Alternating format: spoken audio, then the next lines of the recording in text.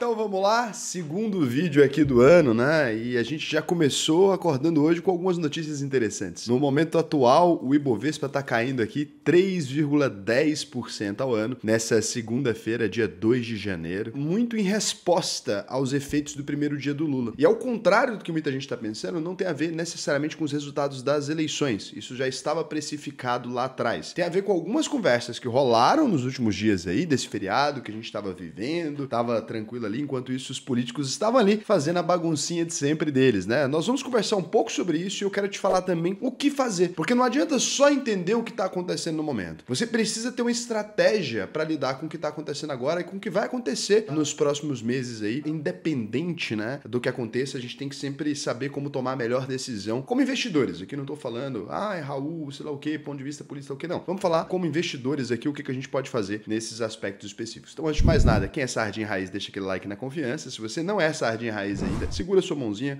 considere deixar o like ou se inscrever, assim que alguma notícia aqui te agregar de alguma forma, te trouxer um conhecimento que você ainda não tinha. Aí você fala, pô, vou me inscrever ou talvez não nesse canal desse cara. Vou pedir desculpa pra vocês por não estar no cenário clássico lá do Investidor Sardinha, mas é porque ainda estou aqui em ritmo de férias, vou ficar assim por mais uns dias. Eu gravo todos os dias, mas às vezes gravar aqui de casa é um pouquinho mais confortável, pelo menos nesse período de feriado, tá bom?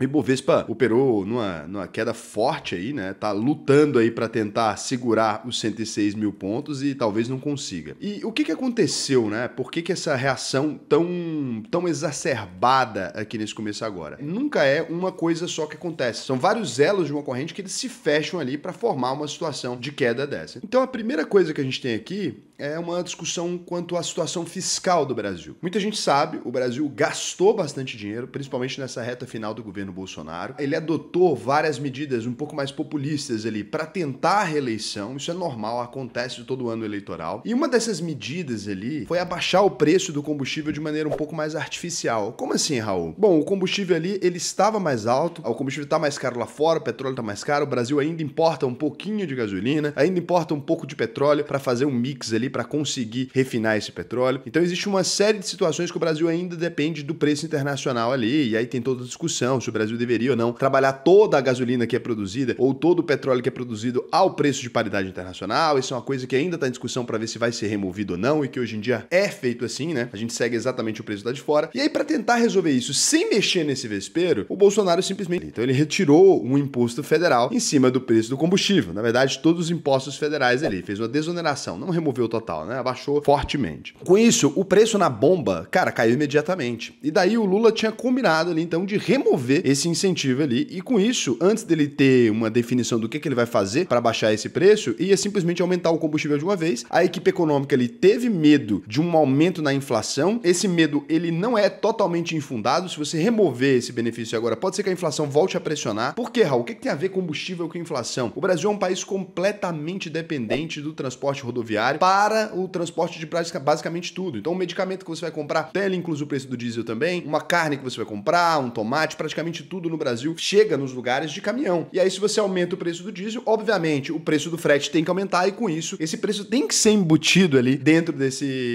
do preço final do produto. E com isso a gente acaba tendo ali um aumento, né, vertiginoso no preço das coisas. Então, para tentar conter isso aí, Lula ali chegou no Haddadzinho e falou que vem cá, Andrade, me dá um abraço. Como é que a gente faz com isso? O Andrade deve ter recomendado para ele, falou, pô, segura aí o preço um pouquinho mais, segura com o ICMS até a gente pensar no que fazer. Só que com isso, a gente tem uma arrecadação menor para a União. Se a gente tem uma arrecadação menor para a União, a gente tem menos imposto ali entrando no país e o Brasil tá gastando mais. Então, se a promessa do governo do PT é gastar mais e se a arrecadação vai continuar a mesma ou diminuir, nesse caso aqui é uma redução de arrecadação, não foi criada por eles, mas é uma redução porque agora é governo Lula, né? Então, esse problema, essa pica, não é mais do Bolsonaro, essa pica já é a do Lula agora, ele precisa se virar com isso. Isso aqui, essa prorrogação desse período, já deixou a galera assim meio, putz, isso aqui pode ser complicado, hein? A gente tá na situação aqui e tal. E aí, somando a isso, né, que fez também, que puxou também, Petrobras caiu bastante, Banco do Brasil caiu bastante, várias empresas caíram bastante, mas somando a esse discurso aqui, o que deixou um clima um pouco mais tenso ainda? A gente tem ali algumas falas do Lula sobre como as estatais devem ser indutoras da economia. Então, assim, ele começou a falar sobre como que o BNDES, como que a Petrobras, como que o Banco do Brasil, eles têm que estar ali alinhados não ao interesse do mercado, mas alinhados ao interesse da população de modo geral. E aqui tem uma discussão muito ampla acerca disso. Em partes, eu consigo entender, e não tô falando nem o Lula, eu consigo entender uma parcela da população que defende o seguinte, olha, se existem empresas estatais, como a Petrobras, por exemplo, é uma estatal, ou o Banco do Brasil é uma estatal, essas empresas que foram fundadas com dinheiro do povo brasileiro, etc., elas deveriam atender aos interesses do povo brasileiro. Cara, eu concordo. Só que aí quando você transforma essas empresas em empresas de capital misto, então você chega pro mercado e fala assim, olha, eu preciso de dinheiro aqui para fazer alguns investimentos, etc., e com isso eu vou te vender uma parcela dessas empresas aqui, e obviamente você está esperando, né, investir nessas empresas, receber um retorno no futuro. A partir desse dia, fica um pouco mais complicado você defender, né, que essas empresas, elas têm interesse simplesmente público, porque elas passam a ter um interesse privado também, daqueles investidores que colocaram dinheiro. Se não tem interesse em atender aos interesses desses investidores, o melhor que pode ser feito é não vender ações dessas empresas, é não colocar essas empresas no mercado. E nesse ponto, tanto o PT, quanto o PSDB, quanto o PL do Bolsonaro, todos eles venderam participações dessas empresas. Aí não adianta falar, essas empresas é do povo brasileiro se você vendeu elas. É importante saber que ou uma empresa, ela vai ser estatal, ou ela vai ser de capital misto, mas se ela é de capital misto, é óbvio que os investidores vão pressionar, vão procurar por melhores condições para eles. Porque imagina o seguinte, só para você entender mais ou menos como é que esse diálogo funciona. Eu tenho aqui uma padaria e eu fabrico pães todos os dias e tal, e eu tenho uma padaria numa região. Eu decido aqui em algum momento, tô faturando lá meus R$1 milhão,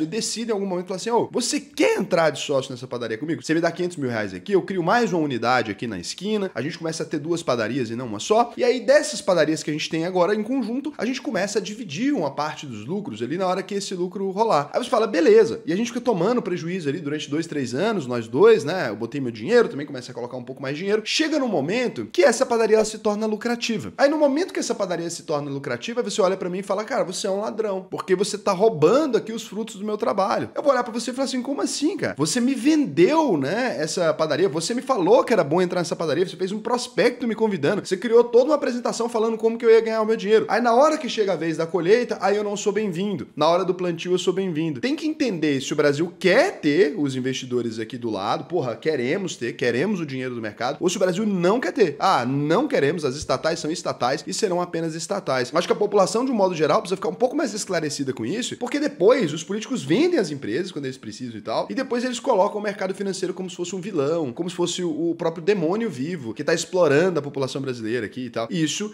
é um famoso papinho, né? Aí o ministro da Fazenda, que é o Haddad, vou chamar ele de Andrade, que eu acho mais chique. Minha avó achava que o nome dele era Andrade, eu fiquei com isso na cabeça pra sempre, acho muito mais fácil que Haddad, né? Então ele afirmou na segunda-feira aí que quer esperar a posse da nova diretoria da Petrobras para tomar uma decisão sobre os combustíveis, uma indicação de que o novo governo pode vincular ações da empresa com políticas de preço. Agora, pode vir, né, a política econômica que o Fernando Haddad aí, ele vai querer tocar na Petrobras ali, tá esperando o novo presidente ser nomeado ali, a nova diretoria e tal da Petrobras ser nomeado para poder organizar isso. O que que acontece? Por que isso aqui também é uma notícia que pressiona? O mercado, ele precisa de certezas, mesmo que sejam certezas falsas. Ele não gosta de lidar com uma mudança de cenário a cada segundo. Então o que o mercado precisa, no fim das contas, é de previsibilidade. Se eu tenho aqui uma empresa e eu preciso fazer um investimento, né? Olha, eu vou contratar 50 pessoas porque a gente vai conseguir vender tantas tomadas e dessas tomadas a gente vai faturar tanto, eu posso contratar mais 25 pessoas, fazer mais tantas tomadas e tal. Se essa previsão, ela fica fácil de ser feita, se é assim, olha, a moeda não tá oscilando tanto, o mercado não tá mudando tanto de mão, etc., a gente consegue trabalhar dentro desse consenso, por pior que seja o cenário, a gente consegue se organizar. Agora, quando começa a falar assim, olha, amanhã a tomada custa R$2, no outro dia pode custar 5, no outro dia pode custar 1, no outro dia pode custar 10, você pode ter 9 vezes mais lucro, nesse cenário,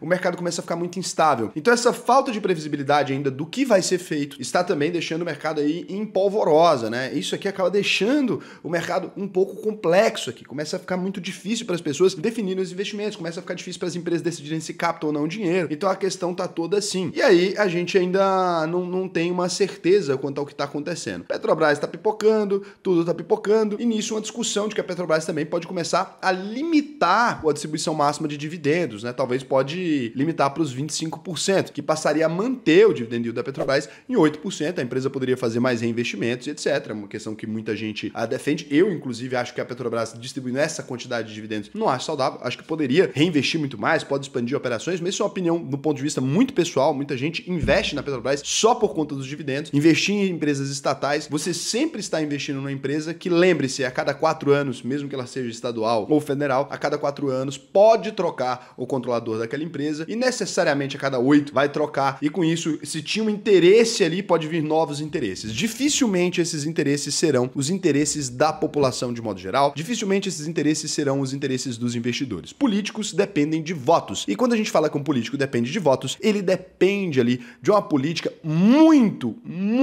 mas muito populista, porque ele precisa trabalhar com como que eu uso a máquina do Estado para ganhar mais votos na próxima eleição. Eles já entram ali num mandato pensando no próximo. Todo bom político, né? É assim, o cara já entra e fala, porra, ganhei esse ano, o que que eu faço para os próximos anos? Nesse cenário, o que que a gente pode fazer? Que é o que realmente interessa. Qual medida você pode tomar como investidor? O que que você pode tomar que te protege das maldades do mundo, né? A gente tem 4 bases aqui daquilo que a gente pode utilizar como sistema protetivo, como um sistema funcional e como algo que vai fazer o seu patrimônio evoluir, independente do cenário, para o longo prazo, não se preocupando com esse tipo de coisa. A primeira base é você trabalhar com o conceito de diversificação. A diversificação, ela é quando você investe tanto em renda fixa quanto em renda variável no Brasil e no exterior. Deu errado o cenário nacional aqui, as empresas naquele ano específico não estão registrando o crescimento que você gostaria, não estão registrando aquele crescimento esperado. Cara, que massa, você tem investimento no exterior, você tem investimento nos Estados Unidos ali, o mercado de lá pode estar tranquilo, pode estar um mercado melhor, pode estar em crescimento. Se o Brasil, ele começa a andar mal ali, o dólar se fortalece em relação ao real, então você sempre tem esse equilíbrio. Aí você não vai ficar esperando sei lá quantos anos para poder usufruir do seu patrimônio. Então essa diversificação é extremamente necessária. Lembre-se que no Brasil, boa parte do tempo, a renda fixa ela paga até mais do que a renda variável durante vários anos seguidos, né? Então isso é uma das bases que você pode utilizar para se proteger muito bem, é diversificar nas mais diferentes formas, ter sim investimento que protege contra o IPCA, vai que a inflação descontrola, ter sim investimento atrelado ao pré-fixado, vai que o Brasil vai bem, agora os títulos de pré-fixado foram emitidos a 17% no ano passado, como que a gente fez. Então isso aqui monta a cadeia protetiva para você. Nunca acredite na história de quem é monoativo, né? Ah, só fundo imobiliário, só ações, só sei lá o que. Não, é uma carteira que tenha absolutamente de tudo. Não fica nessa dos profetas do apocalipse que o Brasil vai acabar e não ter ações e sei lá o que, porque isso é uma ideia boba. Segundo ponto, aproveitar muito bem o desenho das quedas e das crises. O que que acontece? O mercado, ele é muito reativo. O mercado,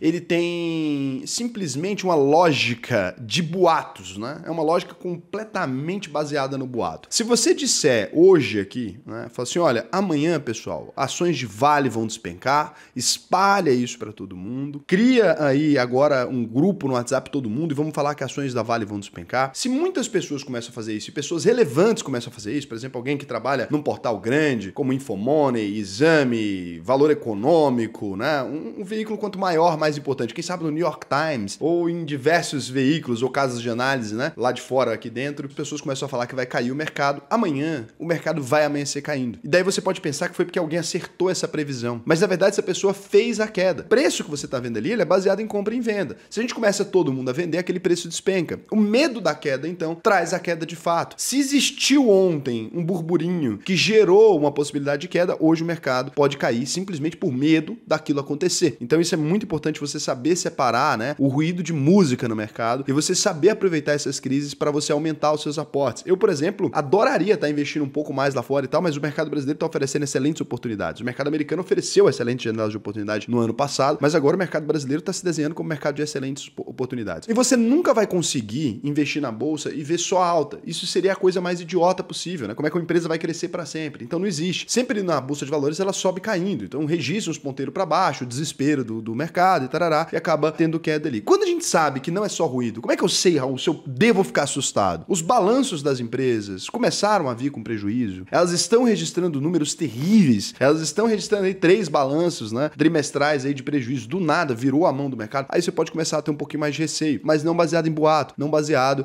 em lorotinha. O terceiro ponto que você vai ter que fazer aqui, e isso é a base para você, é se guiar menos pelo noticiário político e mais pelo RI. Eu sei que a tendência que a gente tem é observar simplesmente as notícias, sentir o clima do mercado, aí a gente sente ali aquele tensionamento ou aquele alívio de alguma coisa e a gente acaba começando a tomar a decisão baseada nessa entidade, né, que é o tal senhor mercado que bate a nossa porta todos os dias e oferecendo alguma coisa. Então você começa a ter que controlar o seu psicológico. E para você fazer isso, o melhor que você pode fazer é parar de ler noticiário se você é meio deslumbrado. Se você tem a mãozinha de alface, pô, não segura nada, sabe? Compra uma empresa, passa 3 meses, vende, 2 meses, vende. Essa mão de alface é uma coisa comum. Quando o investidor acaba de começar, ele tem uma ansiedade. Quer ver? Eu vou fazer uma pergunta aqui que você vai ficar surpreso agora. Fala assim, ó, há quantos anos você investe? Por exemplo, ó, invisto há 10 anos, 2 anos, 3 anos. E quantas vezes você abre o home broker ali, o lugar de investir, né, a sua corretora no mês? Você vai ver que é inversamente proporcional. As pessoas vão comentar aqui, você vai perceber. Então, quanto mais tempo a pessoa investe, menos ela abre o broker, né? No meu caso, por exemplo, eu abro o broker uma vez no mês, no dia de aportar. E não olho o saldo. Eu simplesmente abro ali e clico nas ações e tal para gravar um na reta aqui com vocês. Então, isso é um ponto muito importante das pessoas entenderem, né? Você ter isso aqui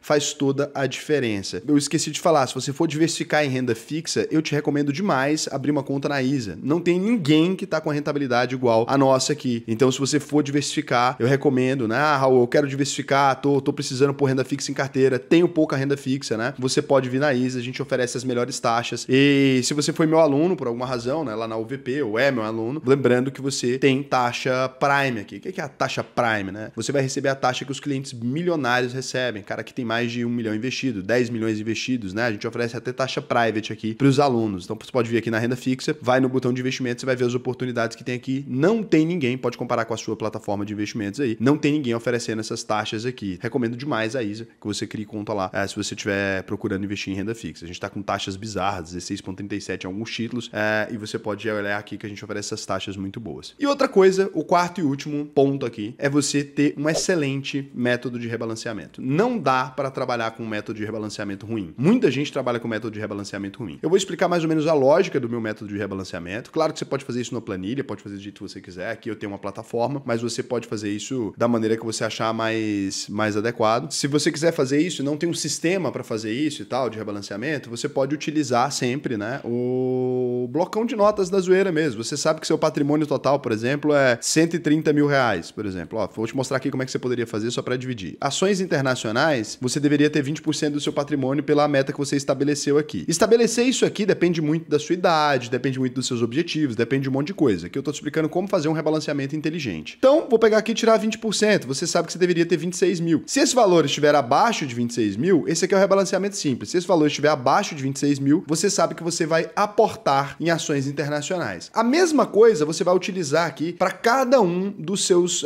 das suas metas aqui. Isso vai fazer a soma. E aí você pode já somar esse valor aqui, ó, acrescido do seu aporte. Então você poderia pegar, ó, se você vai investir nesse mês 50 mil reais, vamos supor que esse é um exemplo bizarro, né? Mas você poderia aqui, ó, de 130 mil, 180 mil, que é o valor somado dos dois, menos 20%, por exemplo, eu teria que ter 36 mil. Então aqui eu teria que colocar mais 10 mil, né? Aportar mais 10 mil em ações internacionais. Eu posso fazer uma diversificação aqui e aportar sim. Se você mantiver essa regra de classes de ativos, o que esse rebalanceamento aqui, né, ele vai fazer? Eu chamo isso aqui de método burro. Esse rebalanceamento, toda vez que as ações internacionais se desvalorizarem, por exemplo, então quando ela for começar a equivaler a 15% da sua carteira, ele vai te mandar comprar ações internacionais de modo geral. E assim com isso você vai conseguir comprar quando tiver mais barato. Se a renda fixa ali, porra, tá indo muito bem, né? Tá performando muito bem e as ações estão performando mal, ele vai mandar comprar ações. Vamos supor que as ações começam a performar muito bem. Tanto ações internacionais quanto nacionais começam a performar muito bem. Isso aqui se valorizou, ó. Na hora que você foi aportar, já tava os 36 mil. Ele vai falar para você, olha, aporta zero. Nesse momento, ações internacionais estão muito caras comparado ao todo da carteira, tá desbalanceado. Você tá aqui, por exemplo, já com 25%, né? Você pode esperar aqui, não precisa vender, você pode esperar aqui para aportar no próximo mês, quando tiver mais regulado. Então você vai comprar renda fixa no momento que as ações estão caras. Um sistema simples desse aqui te evita fazer merda na maior parte do tempo. Você consegue estar sempre performando muito bem. Beleza? Deu para entender? Agora aqui tem outro ponto muito legal. Você pode vir aqui, por exemplo, no novo aporte. Aqui agora você vai para um sistema que é um pouco mais avançado. Vamos supor que eu falo para ele nesse sistema aqui, ó, por causa do quê? Vou mostrar meus ativos aqui. Então, ó, tem renda fixa, por exemplo, né? Ele sabe os CDBs que tem aqui, criptomoedas, fundos imobiliários, e cada um deles tem uma nota, tá? Uma nota aqui baseada no diagrama do cerrado. Isso aqui foi eu mesmo que inventei, tá? Então, tem o diagrama do cerrado, cada nota aqui. Essa nota, ela é criada definindo seus próprios critérios. Então, por exemplo, eu posso adicionar uma pergunta aqui. Então, no diagrama do cerrado, eu vou adicionar uma pergunta que importa para mim, né? Eu vou colocar aqui, olha, a empresa tem lucros consistentes há mais de 10 anos? Lucros consistentes é o nome do critério. Tem lucros consistentes há mais de 10 anos? Então, eu vou colocar a empresa registrou lucros consistentes, né? Sem falhar, hein? Durante 10 anos seguidos ou mais. Então, nesse caso, eu salvo como um critério. Toda vez que eu for responder, que eu for analisar uma empresa aqui, fazer uma análise de risco dessa empresa, ele vai me perguntar as perguntas e com base nos critérios que eu mesmo defini, então no caso aqui os meus alunos, né, que esse sistema é usado por eles, com base nos critérios que eles mesmos definiram. Então o que eu vou ter que deixar borrado, porque eu não sei se os critérios que estão aqui são critérios corretos ou não, ou se eu estava usando como exemplo de aula. Mas aí toda empresa que eu for cadastrar aqui, por exemplo, vamos supor que eu vou cadastrar BBSE3. Então na hora que eu for colocar ela, eu vou definir quantas ações eu já tenho dessa empresa. Ó. Então eu vou definir aqui, sei lá, eu tenho 2.000... Foda-se, posso pôr aqui já direto. Não, 852. Na hora que eu criar essa empresa, então, ele vai criar essa empresa já com essa nota, 9 pontos positivos. A cada um ano eu posso revisitar isso aqui. Tem gente que é mais nóia, quer revisitar a cada trimestre. Eu visito a cada um semestre, um ano, tá? Dependendo da empresa. E aí, todo novo aporte que eu for fazer, então, eu vou digitar. Se eu vou investir 100 mil reais, ele já vai falar exatamente quantos reais eu devo colocar em cada lugar. Olha que louco isso, né? 14% eu deveria ter, então você tem que investir 14 mil aqui. Você tem hoje 5. Olha que legal. E tem alguns lugares que, se já tiver mais ações do que deveria ter, porque aqui eu coloquei que eu vou investir 100 mil, né? Mas se colocar que eu vou investir 1.000 reais, por exemplo, que é pouquinho, ele vai me falar só esses dois, ele tirou um monte de coisa da lista que eu não tenho que fazer nada, só tenho que esperar. Então aqui ele colocou os únicos dois que com 1.000 reais eu deveria rebalancear aqui, e aí com isso eu consigo rebalancear essa carteira, simplesmente utilizando uma lógica matemática. Tem um diagrama para cada modelo de investimento, a gente trabalha com esse diagrama. Uma vez cadastrado, você sempre sabe onde reinvestir, sempre sabe onde aportar. Esse sistema aqui é fornecido para todos os meus alunos, mas eu mostrei para você aí como que com uma calculadorazinha você consegue fazer a mesma coisa, né? Você pode definir esses percentuais nas ações ali e você já sabe, soma o percentual total, soma o valor que você vai investir mais o valor atual investido e você já sabe quantos por cento de cada aporte vai ter que ir para cada classe de ativos. De cada classe de ativos ali, seria simplesmente você definir a nota ou o percentual que você quer ter e desabrochar para elas ali embaixo, né? Se você quiser ter acesso não só a esse sistema, mas a minha metodologia de investimento completa, né, para você aprender a gerir a sua carteira, você pode fazer a sua análise de perfil aqui na UVP. Mas tem algumas coisas que eu preciso explicar, porque muita gente acaba confundindo. A UVP é uma escola de investimento e ela é uma escola um pouco diferente das outras escolas de investimento. Na UVP, se você concluir a UVP e não ficar 100% ali, né, aprendi a investir, 100% seguro para você investir, pô, Raul, concluí, achei que valeu a pena pra caralho e tal, beleza, fez a prova, emitiu seu certificado, beleza, então a gente considera que foi justo. Se você falar, não aprendi a investir, cara, não aprendi, sei lá como que isso ia acontecer, se ia ser a primeira pessoa na história. Você falar que não aprendeu a investir, a gente devolve 100% do seu dinheiro. Então, antes de aceitar um aluno na UVP, a gente passa aqui por um processo seletivo mesmo. Você vai vir aqui e vai responder algumas perguntas para mim sobre o seu dinheiro hoje, sobre como que está seu patrimônio, sobre uma série de critérios. Se você não tiver alinhado, né, com aquilo que a gente acha que é uma pessoa que poderia aproveitar bem a UVP, a gente não vai aceitar o seu dinheiro, não vamos aceitar você como aluno, e aí você pode continuar assistindo os vídeos gratuitos aqui até chegar no momento que você está pronto para vir para cá. Então, a gente busca muito esse alinhamento, né? Professor, aluno, escola, aluno, para que a gente não tenha esse constrangimento ali. Você já instantaneamente tem acesso a sistemas, tem acesso a uma plataforma que vai te dar mais rentabilidade e tal, só que a gente realmente avalia cada aluno. Raul, isso aqui é brincadeirinha, aprova todo mundo, responde merda aqui para você ver se você vai aprovado. A única coisa que vai acontecer é que o pessoal vai te chamar ali e vai falar para você, olha, infelizmente a gente tem uma falta de fit com você e tal. A gente não cobra conhecimento, nenhum conhecimento prévio. Se você não sabe nada de investimento, eu te ajudo do mesmo jeito. O que eu cobro aqui é que você tenha os mesmos objetivos que eu. E se você quiser saber se a UVP é foda mesmo, você vai escrever a UVP no Reclame Aqui. A gente é a única escola de investimento hoje do Brasil, a única que não tem reclamação no Reclame Aqui, cara. É muito orgulho pra gente fazer o trabalho que a gente faz. Olha só, a única reclamação é reclamando porque ninguém reclama, né? É isso, é por isso que tá aqui desse jeito. É só isso, a UVP está sendo injustiçada, são as duas reclamações que tem. A gente se orgulha muito disso, mas para isso a gente precisa manter realmente um pouco de filtro aqui, né? Um pouco de filtro nessa entrada. Eu sei que não é legal criar barreiras e tal, ainda mais no momento que todo mundo quer seu dinheiro, Raul é o babacão, mas isso aqui é porque a gente também tem a comunidade, então a gente garante que todos os alunos que estão aqui estejam alinhados com a gente. Existe uma rede social só dos investidores da UVP, cara? Existe, né? A gente tem aqui nosso próprio rolê, a galera troca uma ideia, é isso que a gente trabalha aqui, tá bom? Beijão pra vocês e até o próximo vídeo.